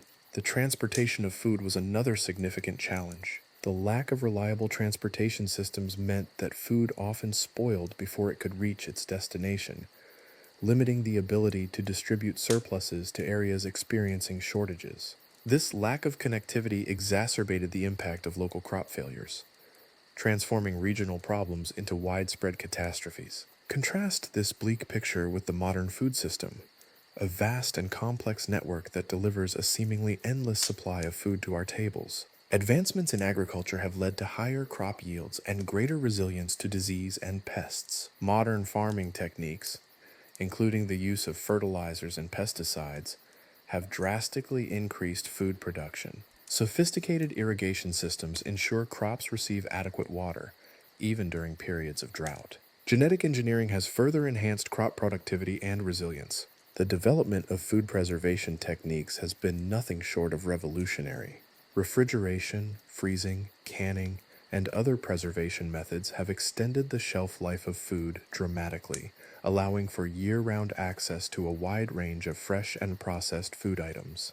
These advancements have not only increased the variety of food available, but also significantly reduced food waste. The modern transportation network plays a crucial role in ensuring food security. Global supply chains facilitate the distribution of food from all corners of the world, ensuring a continuous and diverse supply. Refrigerated trucks and ships maintain the quality of food during transit, preventing spoilage. The rapid and efficient transportation of food is a vital component of modern food security. Walk into a modern supermarket, and the sheer abundance of choices is astounding. Fresh produce from all over the world lines the shelves, alongside a vast array of processed foods, meats, and dairy products. The sheer variety is staggering compared to the monotonous diet of the medieval peasant. The modern food system is a testament to human ingenuity and our capacity to overcome the challenges of feeding a large and ever-growing population. However, the modern food system isn't without its own set of problems. Concerns about the environmental impact of industrial agriculture, the ethical treatment of animals, and the potential health risks associated with processed foods are all significant challenges. Furthermore, food deserts in many urban areas highlight the persistent inequalities in access to nutritious food. The globalization of food production can also lead to disruptions in supply chains, making food systems vulnerable to shocks, such as pandemics or natural disasters. Maintaining food security in the face of these challenges requires ongoing innovation, careful management, and a commitment to sustainable practices. Nonetheless, the contrast between the precarious food supply of medieval times and the abundance of the modern world is striking. The evolution from moldy bread and the ever-present threat of famine to the diverse and plentiful offerings of our modern supermarkets is a testament to the incredible progress made in agriculture, food preservation, and transportation. Next time you open your refrigerator, spare a thought for the medieval peasant, and perhaps offer a silent toast to the marvels of modern food technology, even if the toast is made from perfectly baked, non-moldy bread. The journey from famine to feast is, in itself, a rather remarkable story, albeit one with a healthy dose of irony. After all, the modern abundance allows us to indulge in culinary delights that our medieval ancestors could scarcely have imagined, while simultaneously grappling with the anxieties of obesity, food waste, and the myriad other problems associated with a society that no longer needs to worry about where its next meal will come from. Isn't progress a curious beast? Let's leave the culinary calamities of the Middle Ages behind, at least for now, and turn our attention to another aspect of daily life that underwent a rather dramatic transformation: housing. Forget the romantic notion of charming thatched cottages. The reality for most medieval folk was far less picturesque. Think cramped, poorly ventilated spaces, often infested with vermin, where the line between home and a rather unsanitary compost heap was delightfully blurred. Imagine waking up each morning not to the gentle caress of sunlight filtering through a pristine window pane, but to the insistent gnawing of rats in the walls and the rhythmic scratching of fleas making their daily census of your skin. The bed, if you could even call it that, was likely a pile of straw, perhaps shared with family members, livestock, and a rotating cast of uninvited six-legged guests. Personal hygiene, as we understand it, was practically a foreign concept. Washing was infrequent, and the concept of regularly changing clothing was a laughable extravagance reserved for the very wealthy. This wasn't some quaint rustic charm, it was a breeding ground for disease. Building materials varied depending on location and wealth, but generally wood, wattle, and daub, a mixture of mud and twigs, and stone were the mainstays. The construction techniques were basic, leaving homes vulnerable to the elements, fires, and the ever-present threat of collapse. Think of a medieval house as a structural gamble, a slightly more permanent version of a sandcastle built during a hurricane. In urban areas, houses were often stacked tightly together, creating narrow, winding streets which conveniently served as open sewers. The stench alone was enough to curdle milk. And let's not even get started on the ever-present risk of disease transmission. Heating was rudimentary at best. Open fireplaces provided some warmth, but also filled the home with smoke, further diminishing the already poor air quality. In colder climates, maintaining a comfortable temperature was a constant battle against the elements. The lack of effective insulation meant that homes were drafty, and keeping warm was a struggle, especially for the poor who couldn't afford adequate fuel. To add insult to injury, even in summer, the lack of ventilation meant that homes could quickly become stiflingly hot and humid. Now, let's transport ourselves to the 21st century, a world where indoor plumbing is no longer a luxury, but an expected feature. The modern home is designed for comfort, safety, and hygiene. Robust construction techniques ensure structural stability and resilience against the elements. Modern materials offer better insulation, protecting against extremes of temperature. Central heating and air conditioning maintain a consistent and comfortable temperature year-round, eliminating the constant struggle to stay warm or cool. We have double-glazed windows that not only keep out drafts, but also muffle the noise of the outside world. We have multiple rooms dedicated to specific functions, offering privacy and separation. We have running water, efficient sewage systems, and modern appliances designed to minimize effort and maximize convenience.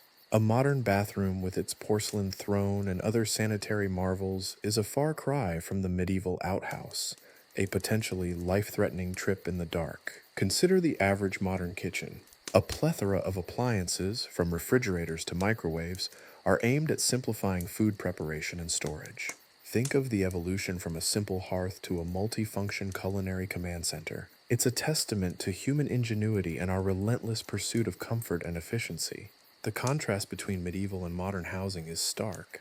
The medieval home was a constant battle against discomfort, disease, and the elements. The modern home is a sanctuary designed for comfort, safety, and health. Medieval homes were cramped, poorly ventilated, and vulnerable to the elements and infestations. Modern homes, designed with safety in mind, typically offer a variety of safety features, such as fire alarms and smoke detectors. While many medieval homes were built using flammable materials such as wood and thatch, modern building codes often require the use of fire-resistant materials. Furthermore, modern homes often incorporate advanced electrical systems with safeguards against electrical hazards. These safety measures are a stark contrast to medieval homes, where fire and other accidents were more frequent and potentially devastating. Even something as simple as a properly functioning electrical system represents a giant leap forward in safety and convenience. The risks of fire, accidents, and illness drastically decreased in modern times compared to the constant risk that permeated medieval life.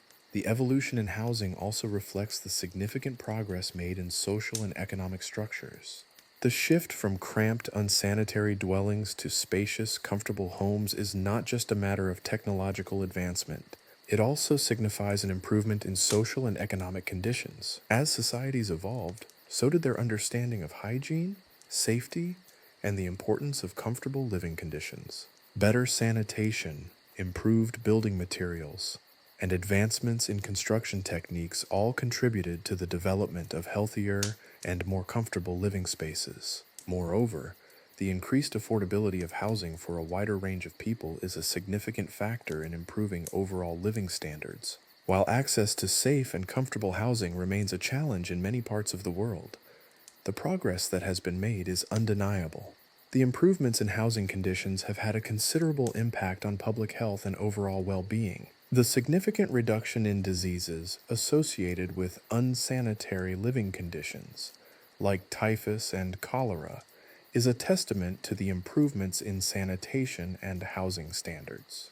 The development of safe and affordable housing has been a gradual process, with incremental improvements occurring over centuries. But the overall shift from the crude and hazardous conditions of medieval times to the comfort and safety of modern housing is a remarkable achievement. It is a testament to human ingenuity and our relentless pursuit of better living conditions. Next time you turn on the tap for a refreshing glass of clean water, or adjust your thermostat for the perfect temperature, take a moment to appreciate the vast gulf between your modern comfort and the less than ideal reality of medieval life. It's a rather sobering yet strangely hilarious contrast, a testament to how far we've come since the days when a rat in the bed was considered a Tuesday. Let's face it, the medieval period wasn't exactly a spa retreat. We've already discussed the charming aspects of medieval housing, or rather, the distinctly uncharming aspects, the vermin infestations, the questionable structural integrity, and the general ambiance of a slightly damp, perpetually smoky cave.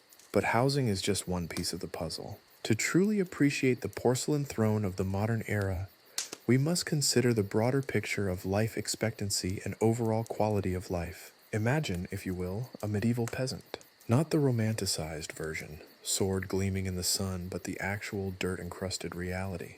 This individual likely faced a constant battle against disease, malnutrition, and the sheer unpredictability of daily existence. A scraped knee could become infected, a simple stomach ache could escalate into a life-threatening illness, and childbirth was a perilous gamble for both mother and child. We're talking about a time when even seemingly minor ailments could prove fatal, thanks to a complete lack of effective medical intervention. The average life expectancy hovered somewhere around 30 to 35 years, and that's being generous. Many didn't even reach adulthood. Infant and child mortality rates were astronomically high. Death, in short, was a frequent and unwelcome houseguest. Now let's contrast this with the average person in the modern world, especially in developed nations. Life expectancy has skyrocketed, climbing well past 70 years and often exceeding 80. This isn't simply about living longer, it's about living better. Modern medicine, for all its occasional shortcomings, has worked wonders. Antibiotics, vaccines, and sophisticated surgical techniques have rendered many once deadly diseases manageable, if not entirely eradicated. We can treat infections, manage chronic illnesses, and perform complex procedures with a level of precision that would have been unimaginable to our medieval ancestors. But medical advancements are only part of the equation. The dramatic improvements in sanitation and hygiene have also played a pivotal role. Remember those charming medieval streets that doubled as open sewers? The modern sewage system, while occasionally prone to unfortunate blockages, remains a marvel of engineering. Clean drinking water, efficient waste disposal, and readily available soap have significantly reduced the incidence of waterborne and infectious diseases. The difference is staggering. One might argue that the invention of the toilet itself is arguably one of the most significant milestones in human history. Consider how much free time you've gained not having to trek to a smelly outhouse in the middle of the night. Nutrition, too, has undergone a radical transformation. The medieval diet, while occasionally punctuated by a surprisingly good harvest, was generally characterized by a monotonous and often deficient range of foods. Malnutrition was widespread and vitamin deficiencies were common. Modern agriculture, with its advancements in food production, storage, and distribution, provides a diverse and relatively abundant food supply. We have access to a wide range of nutrients, allowing for balanced diets that support healthy growth and development. While seasonal variations still influence what's available, our access to goods throughout the year has eliminated the near constant threat of starvation. The advent of refrigeration alone is a game changer, allowing the preservation of foods for extended periods, reducing food waste, and improving our diets. Beyond sanitation, medicine, and nutrition, it's also important to consider overall safety. Medieval life was inherently risky. Violent crime was common, and the potential for accidents was high. There were no seatbelts, no traffic laws, and certainly no airbags to protect against unfortunate mishaps. The tools of the era, whether agricultural implements or weaponry, were often dangerous to handle. Working conditions were brutal, with a high risk of injury or death. Modern safety regulations, advancements in manufacturing processes, and technological innovations have significantly reduced workplace accidents and made our daily lives safer. The relative safety we experience now is something utterly foreign to people in the Middle Ages. Even such simple improvements as street lighting have vastly increased nighttime safety, drastically reducing incidents of crime and accidents. The cumulative effect of these advancements is breathtaking. We live longer, healthier, and safer lives than our medieval counterparts. We have access to information, education, and opportunities that were simply unavailable to them. We have leisure time, entertainment, and a level of comfort that would have seemed like a fantasy to a medieval peasant. To truly appreciate this, consider what life would be like without our modern conveniences. Try surviving a single day without electricity, clean water, antibiotics, or a reliable food supply. The experience may provide a stark reminder of just how far we've come. The journey from the lice-infested beds and open sewers of the Middle Ages to the modern comforts of central heating and indoor plumbing is a testament to human ingenuity, resilience, and our unending pursuit of a better life. While the past holds its own lessons and fascinations, it's also a humbling reminder of the progress we've made. The porcelain throne, in this context, symbolizes much more than just a convenient plumbing fixture. It represents centuries of scientific advancements, social change, and technological innovation. It is a monument to our collective triumph over adversity, a symbol of our ongoing pursuit of a life that is not only longer, but also significantly richer and more comfortable. It's a testament to how far we've come and how far we continue to strive. So, next time you're enjoying the conveniences of modern life, spare a thought for your medieval ancestors and their decidedly less luxurious toilet arrangements. It may bring a dark chuckle, but also a deep sense of appreciation for the extraordinary transformation that has taken place. The porcelain throne, in all its quiet dignity, stands as a silent testament to the quantum leap we've made. And that, my friends, is something truly worth celebrating, or at least quietly acknowledging with a slightly smug sense of satisfaction as you comfortably flush away the remnants of your morning coffee.